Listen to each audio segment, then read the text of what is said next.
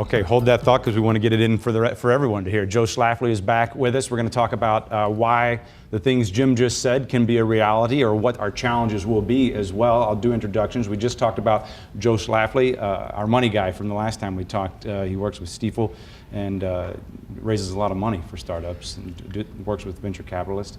Betsy Cohen from the Mosaic Project, something we need to talk about in this conversation. What is the role that immigration plays in all of this? And Jerome Katz, the St. Louis University School of Business. Welcome back to the show. Welcome back to this topic. So you were just saying, Jim kind of said there, which is it? Do we need the money in this town, or do we need the talent first, or is it both?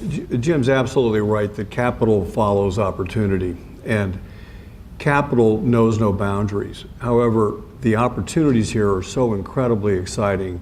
And one of the key elements that Jim didn't mention that I want to mention right here, and one would think it's a challenge, but it's a huge benefit, is that it costs 1/3 as much money in St. Louis. In other words, a dollar goes 3 times further in building a company than it does in Silicon Valley. Silicon Valley is a tremendous success, but it's a victim of its own success. It's too expensive there. It's very, very expensive to build a company. St. Louis is a marvelous opportunity for capital to flow and go further and get better returns for investors. And that's what we're going to see. We're seeing it already in the year that Jim just referred to. We've seen tremendous amount of capital start to come off the sidelines at various stages. A challenge we need right now, a key challenge, is having the larger capital come to St. Louis. Jerry's Billiken Angel Network, other networks people are coming off the sidelines. The answer that we need further is to have a $75 or $100 million fund that you can put to work and then draw in the other capital so that the companies don't have to move. Can that happen here? It's already happening. At this stage, there are a lot of people, Joe probably is friends with most of them, who are talking about and eyeing the prospect of building some big dollar funds. You have Arch Grants throwing 20 companies a year into the mix, Capital Innovators throwing 12, you have WashU, you have SLU, you have 20 schools in St. Louis generating ideas. The startup scene is actually being handled really well. Billiken Angels, Arch Angels, Cultivation Capital are providing a lot of funding. Arch Grants and Capital Innovators provide startup funding. But as these companies mature, as these companies start to really get some traction, they're also going to need some serious money. What's serious money? And what level are we talking about now, and what's serious? What are the two levels there? The startup, we're talking about $500,000 and less. And before we lose anyone on an inside baseball conversation, I mean, I have an idea. I want to invent Square, for instance, and I have this technology. I've got a partnership. I can get $10 million in St. Louis to start things moving. 10 million is where the challenge is. That first $500,000, we can get you through that. There's several different ways you can do it. A lot of the companies in St. Louis do a mix. They'll do some money from Billiken Angels, from Arch Angels, from Cultivation Capital. There are also a lot of free radicals, basically rich people, solo angels who are floating around town and they see something cool and they invest. And from that sort of package, people are able to put together that first $500,000. It's an evolutionary process. One starts, and we call them milestones. Not to use inside baseball, but we use milestones. And so your first $1 million or $500,000 comes from the angel networks, and you meet milestones, and you show that you've got the passion, you've got a big market, you've got the product, you've built something, and you're solving a major problem. As you go through that, additional rounds of capital then come into play, which is what makes St. Louis so attractive. And because we're going to have much more immigration coming in to add to all the people that Jim's referring to with the launch code, we're going to have a continued, what we call in the business, deal flow. You have to have great companies who aspire to be great and move along that continuum. And that's the key. And as they get to the 3 million stage, that's the kind of number we need, 3 to 5. Tech particularly, life science is a little different. Tech particularly does not need tens and hundreds of millions of dollars as compared to a drug discovery. That doesn't mean that drug discovery can't work, but it's a far different challenge. Betsy, I know a lot of people want more immigration, like Joe just mentioned. Do immigrants have the access they need to the money we're talking about here, and what role does immigration play in this conversation? Well, it's very important, and that's where the St. Louis Mosaic Project is looking to our region to grow the pool of talent.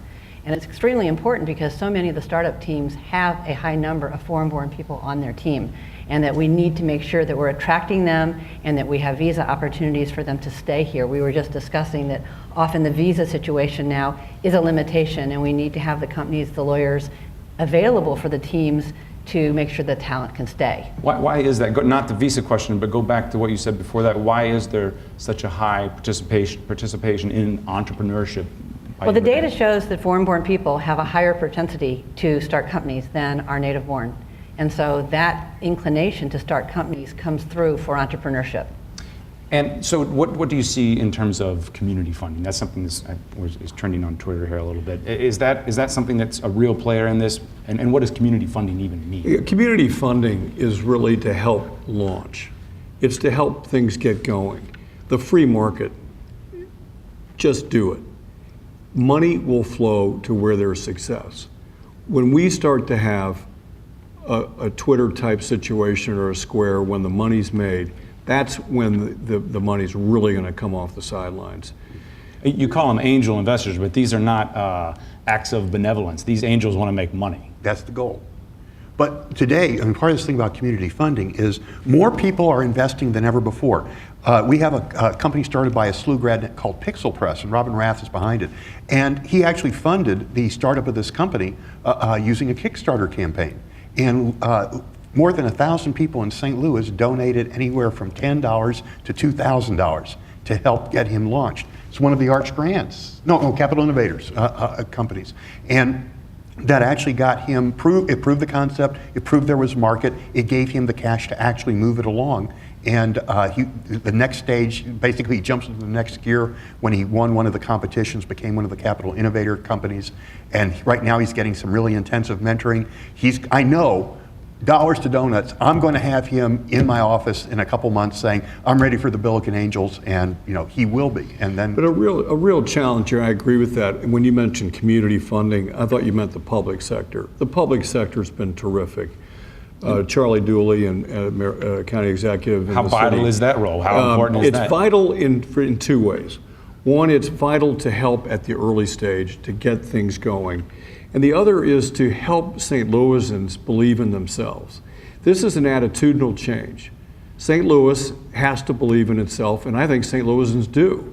But this is a major, major attitudinal change.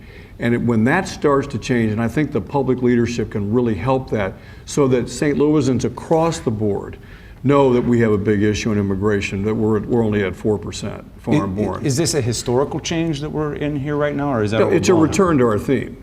St. Louis is built on risk and reward. It's built, in its DNA is actual pioneering spirit. So we're returning after we lost track of things in the 70s. We forgot the Industrial Revolution was over. We're now getting back to it, and it's a perfect time to do it because the warp speed of technology has absolutely made it just as easy to start a company here today.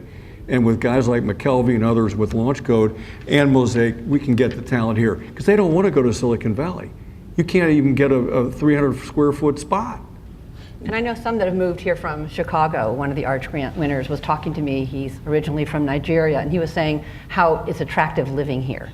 And having his company move here is very much a positive for both his family and his team, except for the fact that he probably was losing one of his team members due to a visa. But attracting people here is a good base, and we're seeing that from these different funds already. Listen.